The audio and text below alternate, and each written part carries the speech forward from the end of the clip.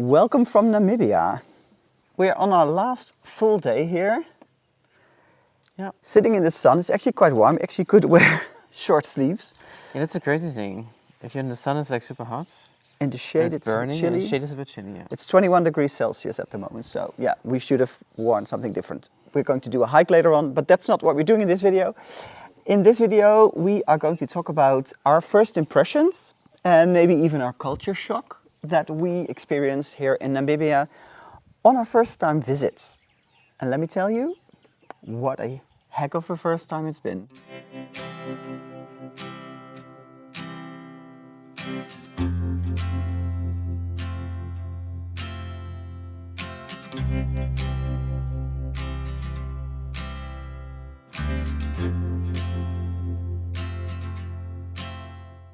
You wanted this trip so badly. Was it the dream trip that you wished for? I think so. It was so different than I expected, especially like in terms of the landscape of the country. Mm-hmm. It's also a huge country, It so is. it takes a lot of time and a lot of hours in the car to drive everywhere. But also when you're in the car, it's also part of the fun because the landscape is changing like every 20 minutes. That is, I didn't expect this. I was super naive going in because I had read that Etosha was really flat and that whole area of the country is really flat. Then I read about Spitskoppe mountain, that everything around it was flat and that there was just this one mountain. And then I read about Waterberg Plateau, which is also a mountain area with everything around it flat. So I thought the rest of the country will be flat. Yeah, but it was definitely not. I couldn't be more wrong. We also even visited the highest mountain in Namibia, which is like 2.5 kilometers high. So there, the landscape is stunning. Yeah. And you'll see the wildlife, of course, during your trip, which adds to the landscape. Oh, there's an oryx. Oh, there's a springbok. Yeah. Oh, there's an ostrich next to the road. Yeah. But then you have like hills, you have mountains, you have like huge, vast landscapes like open deserts, deserts, savannas, almost like foresty areas with a lot of nice green trees. Yeah, really beautiful. Everything in between. Yeah. And of course, the wildlife makes it such a special country, right? Etosha National Park is the spot to see it very up close and personal because they will not run away from you because they are used to cars passing. And it's a huge place. But you will see every animal throughout, or not every animal, but throughout the country as well. Mm-hmm. It is just so nice to see these animals walking in the wild, living their lives. It was emotional to see that. To see a cheetah right in front of your car. To see elephants coming at you. Baby elephants being washed and, I don't know, playing in the water. You'll just have to check out our travel vlog to see it all, but that was so stunning. Mm-hmm. But let's talk a little bit more culture, because this is the stuff that we talked about, is what you know about Namibia. Culture-wise, let's talk about the people. I love the people. They are so friendly, they are so open, warm, welcoming, they laugh a lot, they make fun, and they just make you feel at home. Yeah. And it's also so interesting, like they have so many cultures, right? They have so many different tribes, so many different languages. Everybody speaks at least, 3 or 4 languages, like maybe even more. So that's amazing, right? Yeah. I mean, we talked to somebody who said, I was just asking like a lady at the gas stations, like we had a really nice chat, and I was like, oh, how many languages do you actually speak? I was like, oh yeah, I speak English, I speak Afrikaans, I speak Kwekwe, which is one of the click languages, which is also super interesting. And I'm actually learning French now because I really like it. It's a very beautiful language. So yeah, only 4. It was like, only 4? And it's not languages that look a lot like each other, right? It's not like German and Dutch that sound a bit the same. No, Afrikaans, which is actually quite a lot like Dutch, so I could understand them, they could understand me. The Kwekwe, I was fascinated ever since I saw that episode of Friends where Phoebe dated Jukululung. She got her dinner cinema tab or something left over. Ever since that moment, I was intrigued by that language, and we heard it a lot here. Yeah. Do you remember the sounds There's 4 sounds. There's 4 clicks in the Quake. There's also a second language that has click sounds, but it has less. Yeah. So the Quake is the one with the most. So with the 4 different click sounds. Yeah. It was like in the front of your mouth. It was also in the back of your mouth, and then in the. It was and that. Yeah. Yeah. So the front of the mouth, and then back and the front click. That's it. I couldn't speak it, and I don't know what it means, but that's at least the sounds they told us, they taught us. Yeah. But yeah, like you said, the people, they are genuinely friendly. You know, it's not that they are friendly for tourists. They genuinely are enjoying the conversations that we had.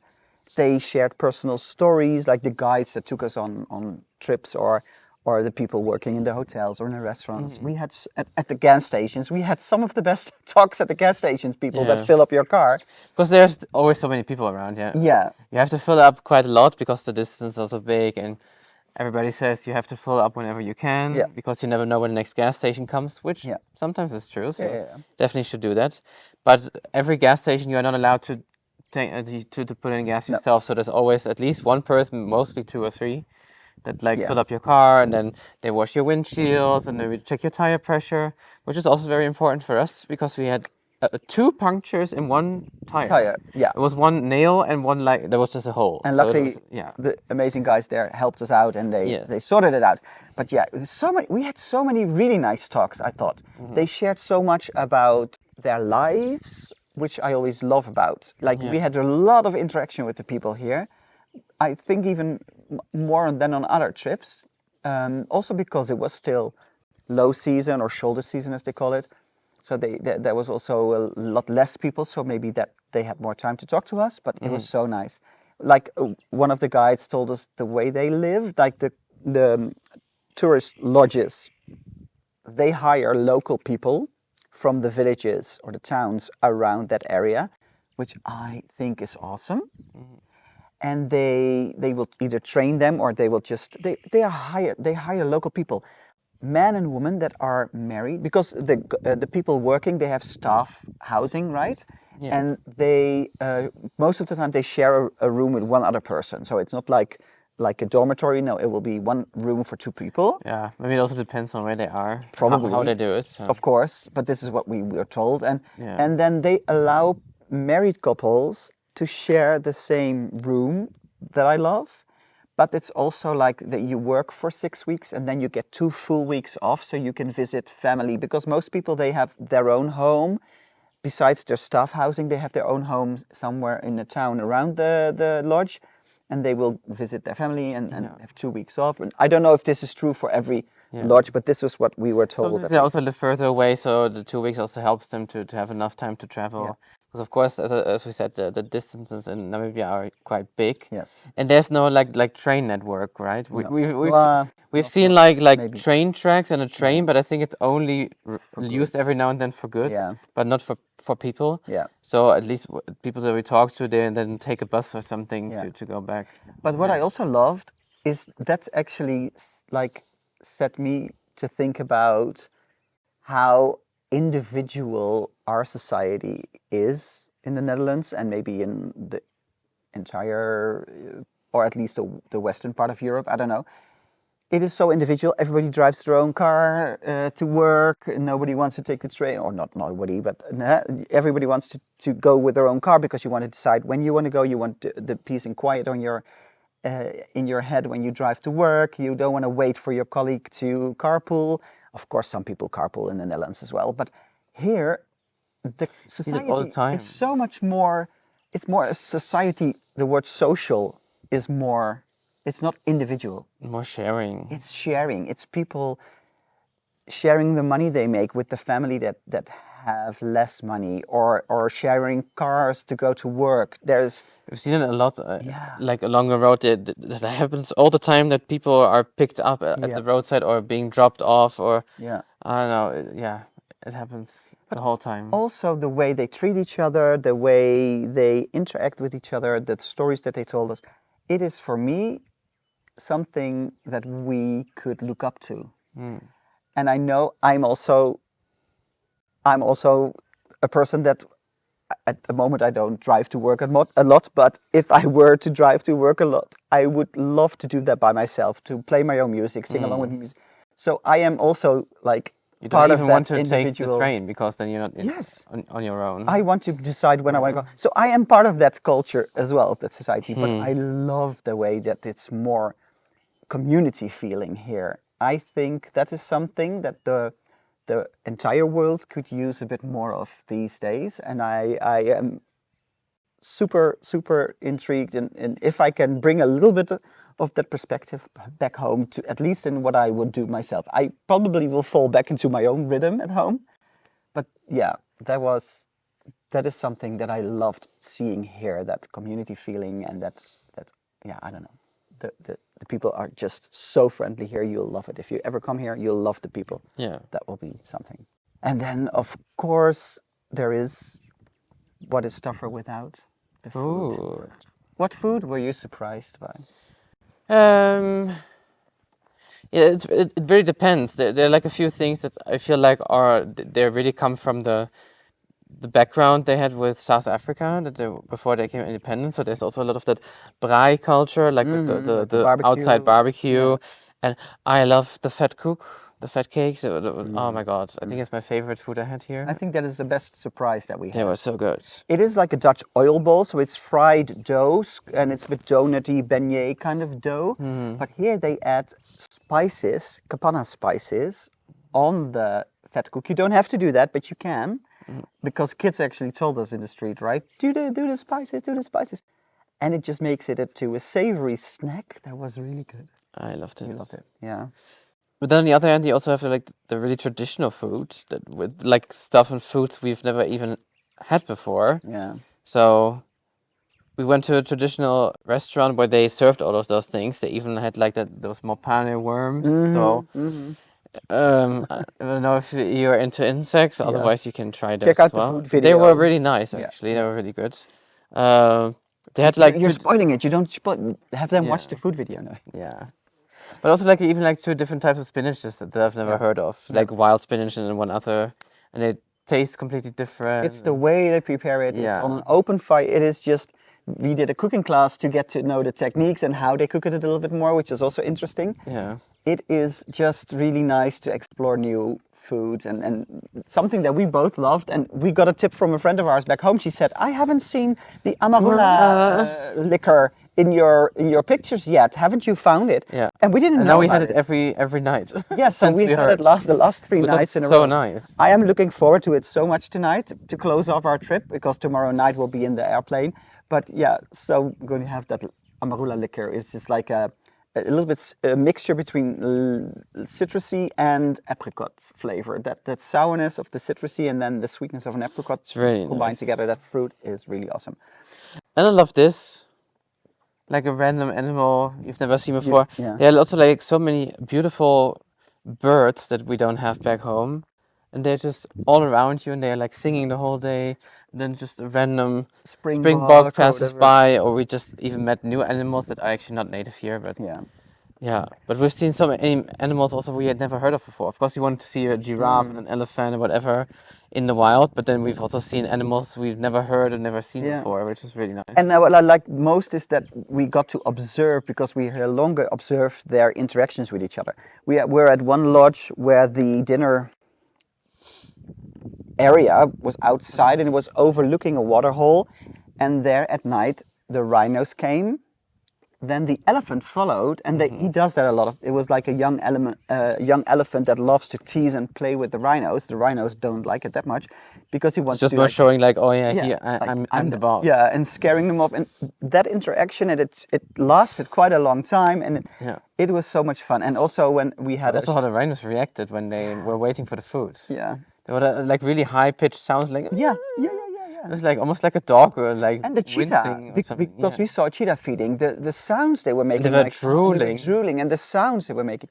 Yeah. So we got to experience the wildlife a bit more, and we were in Etosha, and we watched right before sunset.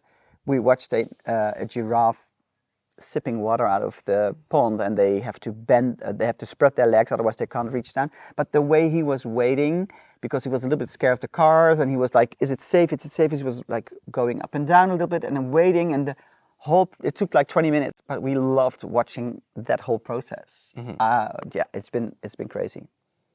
What has also been super refreshing for me has been the no cell service, the no internet. Yeah, internet is really not good. No, really bad here. Like at all. Like even if you don't have cell service and then you think, oh, I'm finally at my lodge so I can use Wi-Fi.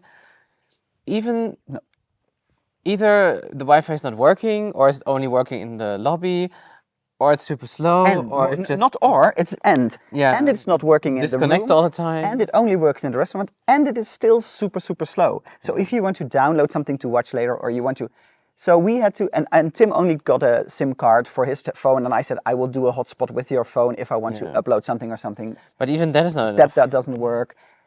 Like if you're in the car, there's like really long times that you don't have cell reception at all. So not even that you don't have internet, you couldn't even call anyone. No. So, but I loved it. I loved it. I had a total social media detox, or not a total, because I had some Wi-Fi moments, of course. But But it was only to share pictures. Wind down. Yeah, and it was only like to share some pictures on Instagram or something. For the rest, it was so nice to not be on my phone and not be distracted.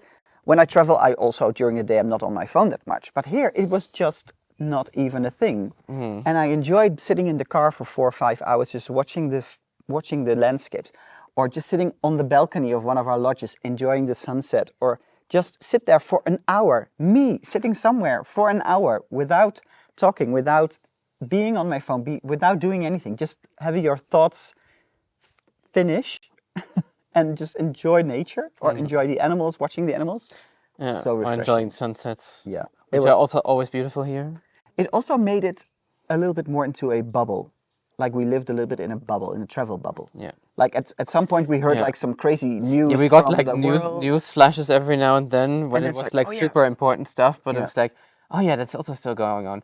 Oh my God, this is crazy, but actually we don't really feel it here. And that is something that when you're at home and you're watching the news, or you're getting news messages, or checking the news apps during the day a few times a day, it also influences how you feel in your emotional state of well-being. And he was more like, oh, okay, oh yeah, that's also happening, but yeah, I actually don't care that much at the moment because it doesn't affect me and bother me at this moment. It's not that I don't care, because I do maybe care. Care is not the right word, but it doesn't affect you at this point. I can filter it out a little bit more, because I'm not able to watch it all and read all about it, because there's no internet. And it also taught me that, or showed me that being shown the news the whole day through is also, in a way, a bit toxic. And I'm not saying you shouldn't watch the news, because I do think you need to know what is happening in your country or in the world, because that's also important. But it keeps also pulling you out of the moment or something. You're always busy and thinking of something else. It is, well, anyway. Oh, this is I think you get over here. Oh, is it coming? Oh, it's over there. I don't think it will come into the camera. No, it's running there. Oh, yesterday evening they were like right in front of our house, and this morning as well. And this morning I opened the curtains and the whole herd came by. This was like, I don't know, 10 meters away or something. Can you imagine that? I think the place where we are now, that's the most special one in terms of like animals, like being running around, and there's no fence or whatever. So you could just literally like walk up to them. Of course, you're not allowed to pet them or anything, because they're still wild animals. No feeding at any time, anywhere. So that's, it's really cool. I think this is it for our Namibia culture shock kind of thing. You're getting also quite hot. So I am getting hot. We should switch shirts. Switch close of the video. Because we're going on a guided hike, an 8-kilometer hike. Yes. We're going to spot some wildlife here in the nature reserve. Looking forward to that as a nice closing off. And then tomorrow we'll drive to Windhoek. We'll have a few minutes or a few hours there, and then we'll go to the airport and fly home to Nala. I miss Nala. Yeah.